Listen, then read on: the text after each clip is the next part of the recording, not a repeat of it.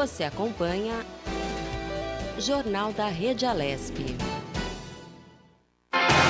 Pessoal, esse é o Jornal da Rede Alesp, são 4 horas de transmissão ao vivo para você que está em casa.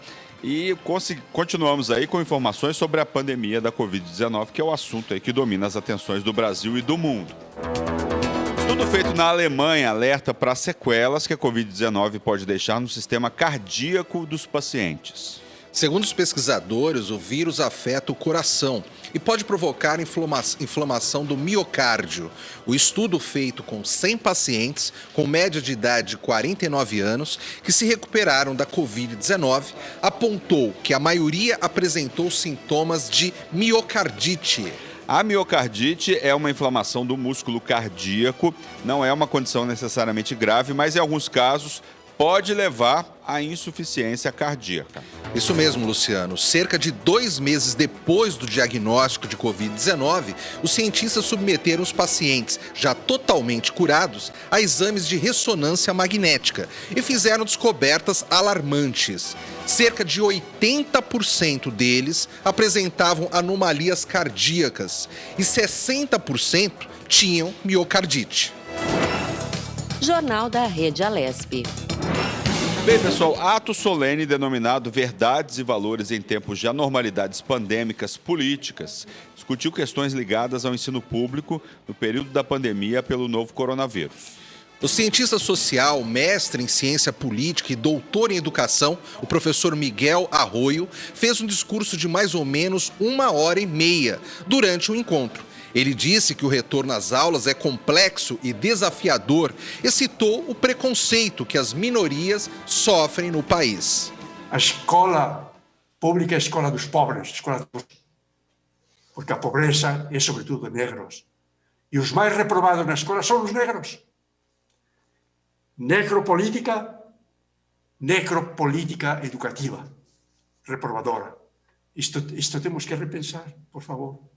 E mais sério é aprender desse momento do que abrir as escolas rápido para não perder o ano letivo.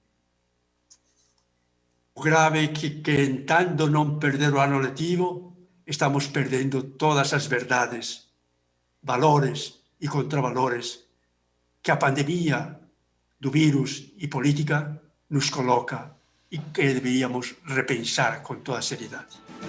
O professor chamou a atenção também para a importância de um ensino mais humanizado. Para ele, tão importante quanto o conteúdo dado em sala de aula é a manutenção da vida humana e a solidariedade. Tenha fé no nosso povo, que ele resiste.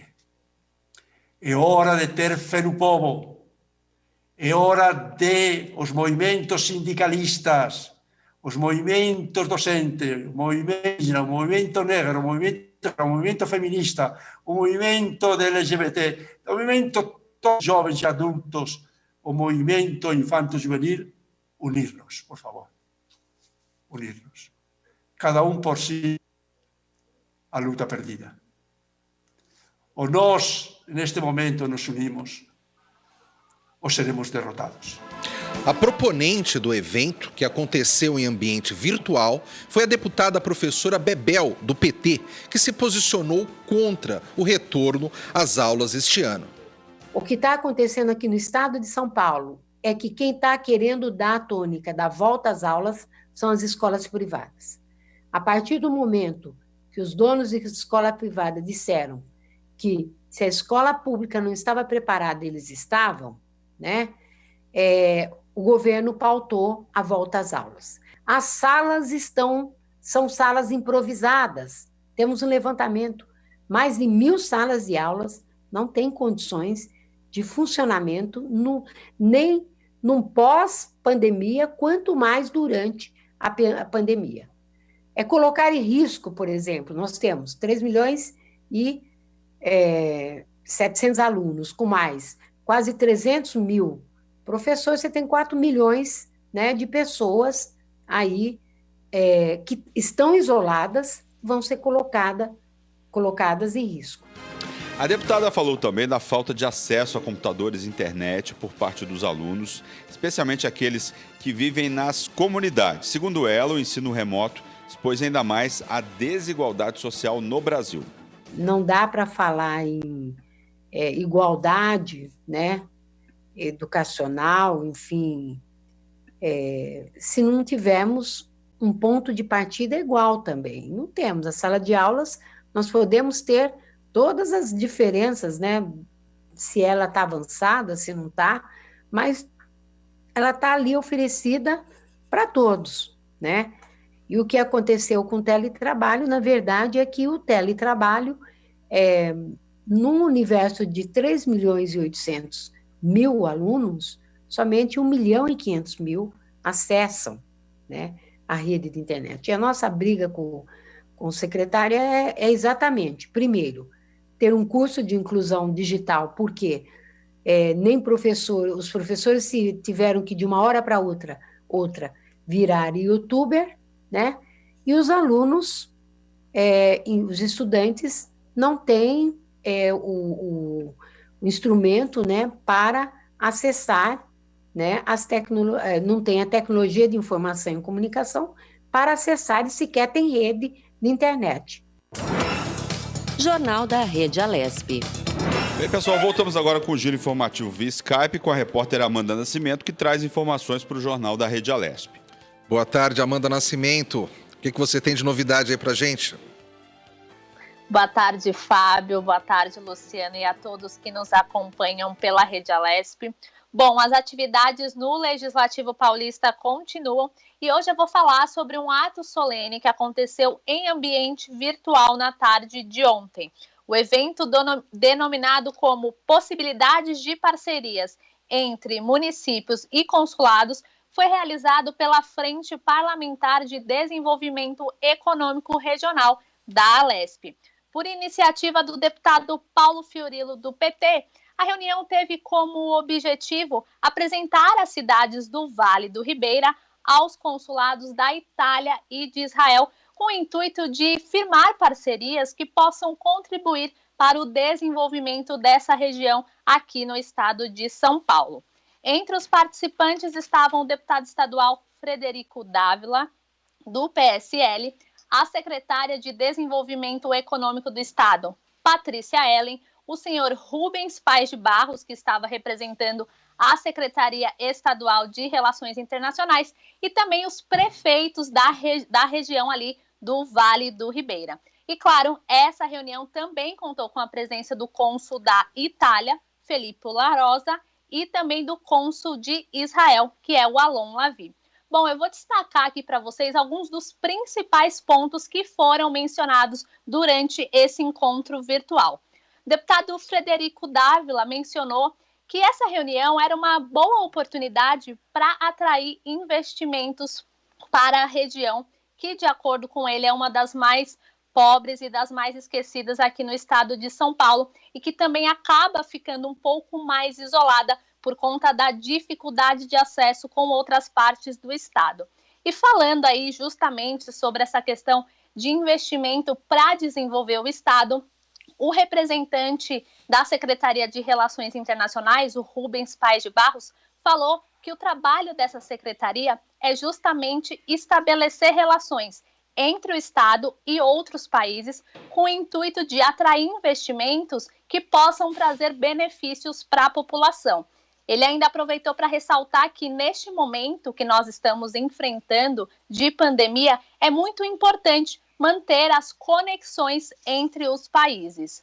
Outro ponto, que foi levantado foi justamente essa participação dos prefeitos. O prefeito da cidade de Apiaí, o Luciano Polazek Neto, ficou responsável por apresentar a região aos representantes dos consulados. O prefeito Luciano acabou ressaltando que, apesar de ser uma região com pouco desenvolvimento econômico, é uma área que tem potencial mineral, é uma das maiores áreas de preservação de Mata Atlântica aqui no estado de São Paulo e também pode contribuir com a produção agropecuária. O prefeito aproveitou essa oportunidade para falar que com investimentos a região pode se desenvolver e, consequentemente, também ajudar no desenvolvimento do estado de São Paulo como um todo.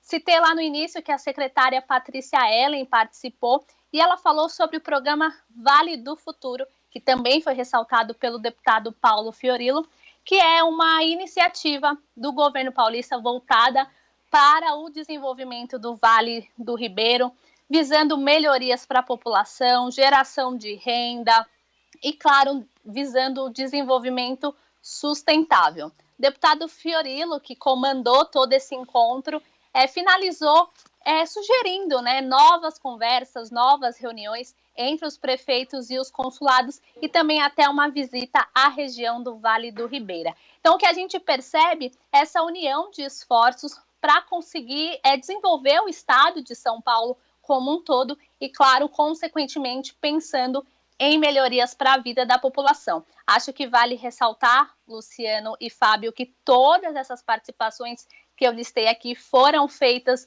de forma virtual, justamente respeitando as orientações de distanciamento social e evitando aglomerações. Isso a Assembleia Legislativa vem seguindo e também vem adotando a tecnologia como uma forma de dar continuidade aos trabalhos no Legislativo Paulista. Com vocês aí no estúdio. Tá certo, Amanda. Muito obrigado pela participação aqui no Jornal da Rede Alesp.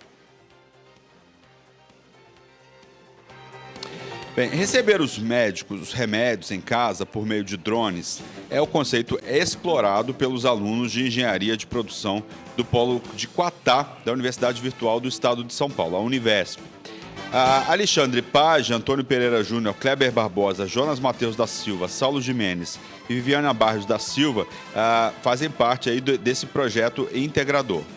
O trabalho, com tutoria de Jorge Alberto Guedes, foi apresentado no segundo semestre de 2019 e teve como objetivo agilizar as entregas de uma farmácia local, minimizar o risco de acidentes com entregadores, motociclistas e economizar combustíveis fósseis. Após pesquisas, os estudantes concluíram que o teste com drones poderia ser feito na drogaria Asa Branca, localizada no centro de Quatá. Para facilitar a compra dos clientes, a equipe desenvolveu o aplicativo Drone Entrega, que disponibiliza a aquisição dos produtos mais vendidos pelo estabelecimento e possibilita o pagamento direto do produto com o uso de cartão de crédito ou mesmo o débito automático. No relatório final do projeto integrador, o grupo explica que as entregas podem ser feitas de acordo com a legislação em um raio de 1.000 metros e apresenta outras especificações. Os medicamentos entregues não devem ser controlados, nem líquidos ou embalados em recipientes de vidros para maior segurança nos voos. O fármaco vai em uma sacola, que será solta dentro do terreno do cliente. Jornal da Rede Alesp. Pois é, você viu aí, entrega por drone, né? Tecnologia, né, Luciano? Eu acho bastante interessante Também isso, acho. né? A gente não podia imaginar que isso fosse ocorrer, sei lá, 20 anos atrás, né? Pois é, você que acabou de voltar lá de fora, você chegou a ver alguma coisa lá fora? Porque eu já vi algumas coisas nos Estados Unidos, assim, mas eu vi umas coisas assim meio diferentes, assim, né? Um carrinho automático que saía da drogaria para entregar.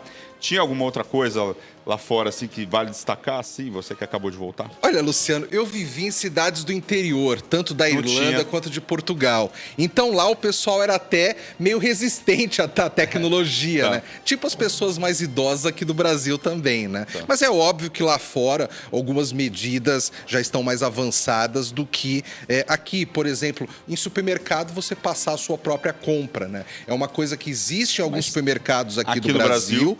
Mas lá fora é um hábito, as pessoas realmente já têm isso como hábito. E aqui é uma coisa que ainda está sendo condicionado o consumidor a agir dessa forma, né? Eu fico imaginando, a gente falou agora sobre a questão de corrupção, né? Enfim, como é que as pessoas reagiriam aqui no nosso país, né? Assim, é óbvio que isso já tem, eu já vi isso no supermercado aqui na capital paulista e tal. Mas existe lá um sistema de câmeras e tal, né? Acho que lá fora é mais tranquila essa questão. Agora, o drone, eu acho novidade, assim, essa história do drone e tal. Aqui eu já fiz, inclusive, uma matéria, não para cá, sobre o carro voador. Né? A Embraer está desenvolvendo um carro voador aqui, enfim, está desenvolvendo tipo uma espécie de um drone, mas que vai funcionar como carro voador. O Jornal da Rede Alesp conversa agora com o deputado Vinícius Camarinha, do PSB. Ele nos fala aí sobre a CPI das quarteirizações e o projeto 529 de 2020, de autoria do governador.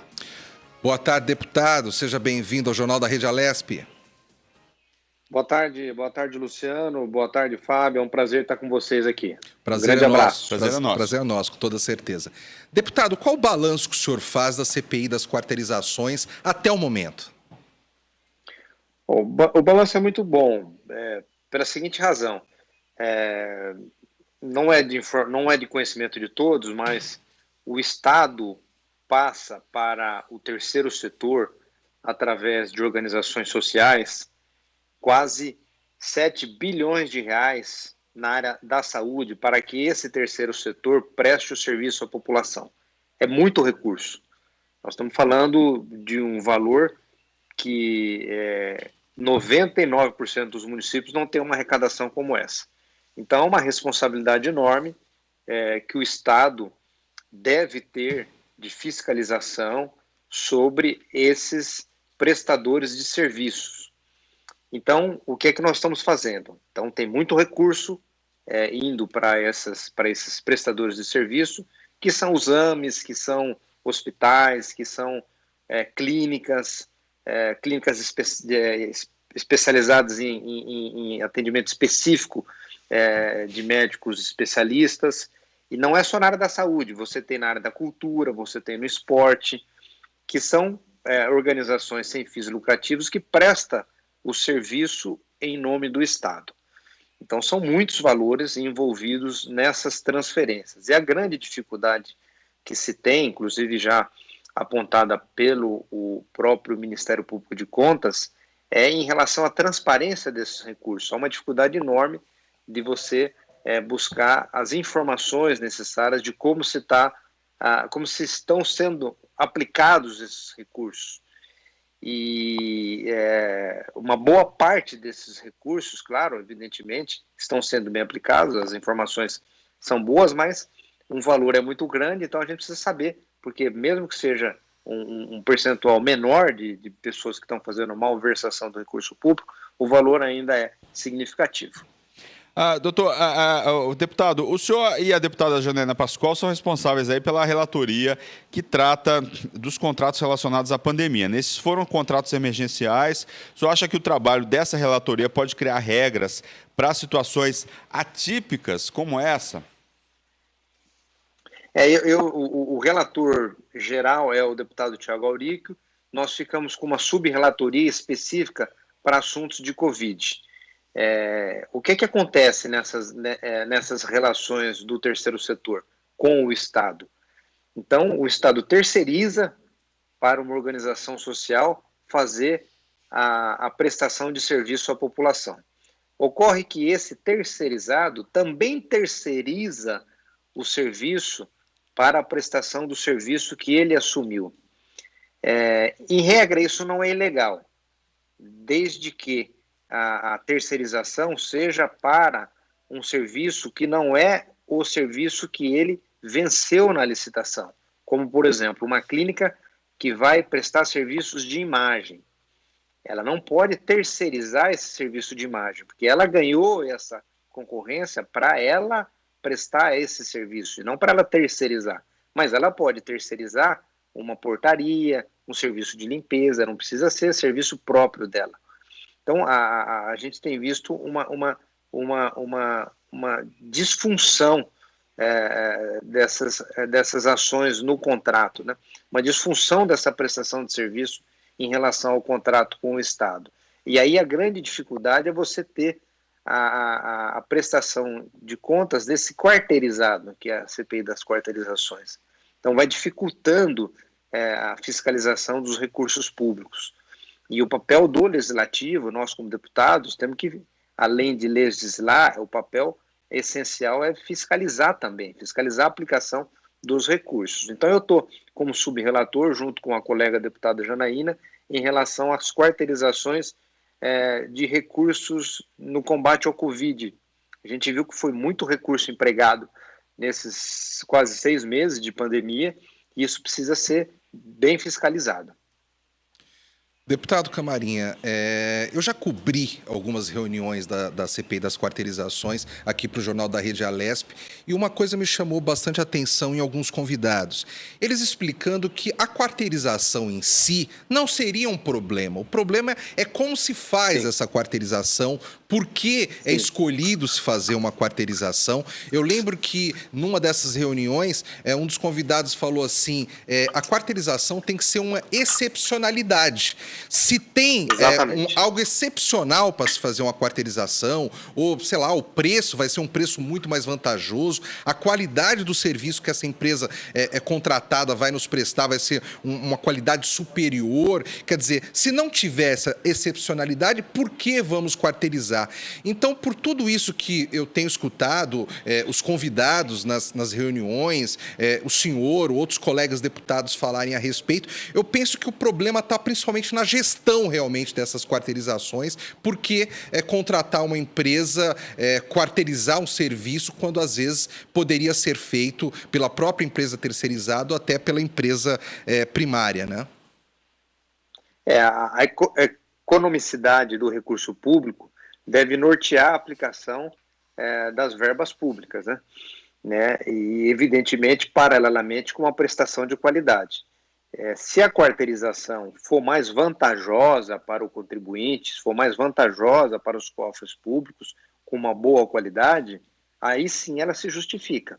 Como ela se justifica também quando a empresa terceirizada quarteiriza um serviço que não é a função que ela exerce no seu quadro social. Então, tudo isso está dentro de uma regularidade da prestação de serviço. Não pode ter o que a gente já começou a observar, uma OS, por exemplo, vence uma licitação e depois ela terceiriza todo o serviço. Ela vira uma intermediadora, que não faz sentido, né? Ela vira pura e simples uma intermediadora. Então, a CPI está apurando todas essas ações, uma parceria muito boa com o Ministério Público de Contas, com o Ministério Público do Estado de São Paulo. Tivemos já audiências com o Procurador-Geral de Justiça, tivemos já com o Ministério Público de Contas, com o Procurador-Geral do Ministério Público de Contas, também reuniões com o terceiro setor para entender melhor como é essa aplicação de recursos públicos, também com a Secretaria de Estado da Saúde. Eu acho isso muito bom, saber que nós estamos de olho, nós estamos apurando a aplicação desse recurso e o que eu acho que é importante, depois nós termos um resultado para nós aperfeiçoarmos essa relação do Estado com esse terceiro setor. Deputado, nas últimas semanas a Casa está se movimentando em torno do debate do projeto de lei 529 de 2020, né, de autoria do governador. Ele estabelece medidas voltadas ao ajuste fiscal e ao equilíbrio das contas públicas e dá providências aí em relação a isso. Qual que é a avaliação que o senhor faz aí dessa proposta? Olha, é um projeto que chegou agora na Casa, nós temos um projeto muito grande, é um projeto que praticamente reorganiza uma boa parte da sua estrutura, sobretudo em relação às estatais, empresas públicas, está fazendo aí praticamente uma revolução nesse aspecto, extinguindo, unificando algumas, e com a justificativa de que é preciso modernizar a estrutura do Estado e fazer frente também ao encontro de contas entre receitas e despesas. As informações que nós temos por hora é de que o ano que vem nós devemos ter um déficit de 10 bilhões de reais, o Estado de São Paulo deve ter um déficit de 10 bilhões de reais. Esse ano, o governo do Estado contou com o apoio da União para fazer o enfrentamento das despesas econômicas. Por exemplo, o Estado tem uma dívida mensal com o governo federal de 1 bilhão e 200 milhões de reais. Esse ano, essa parcela foi perdoada, ou melhor, ela foi adiada. Então, essa conta vai ficar para o ano que vem. Recebemos do programa que foi aprovado pela Câmara Federal, quase 6 bilhões de reais a mais de ajuda do governo federal, não só para São Paulo, como para outros estados também. Então, esses valores são valores que não estarão mais nas contas do governo do estado a partir do ano que vem. Então, por isso o estado mandou esse projeto muito amplo, está fazendo uma revisão dos incentivos fiscais de ICMS, né? Ao longo do tempo foi se dando incentivos fiscais para vários setores da economia, então está se fazendo um corte linear de 20% para todos e fazendo praticamente um ajuste e a extinção de quase 11 estatais públicas. Deputado Vinícius, eu penso que agora nós... Pois não. Desculpe interromper o senhor, a gente está no finalzinho do Jornal da Rede Alesp, desculpe interromper a entrevista, a gente está no finalzinho, o pessoal já está aqui para a gente encerrar, porque depois tem uma outra programação. Obrigado, senhor, pela participação aqui Muito no obrigado. Jornal da Rede Alesp. Um grande abraço, obrigado. Abraço, deputado. Abraço, deputado. O Jornal da Rede Alesp, na luta contra o coronavírus, fica por aqui. Não se esqueça, você que quer dar a sua opinião ou sugestão sobre algum tema ou assunto, liga pra gente, nosso WhatsApp é o 11 98457 8129 e deixa aí a sua mensagem. E lembre, o isolamento social, o uso de máscaras, álcool gel e lavar muito bem as mãos são práticas muito importantes para a gente vencer o coronavírus. Uma ótima tarde a todos. Uma ótima tarde e até amanhã.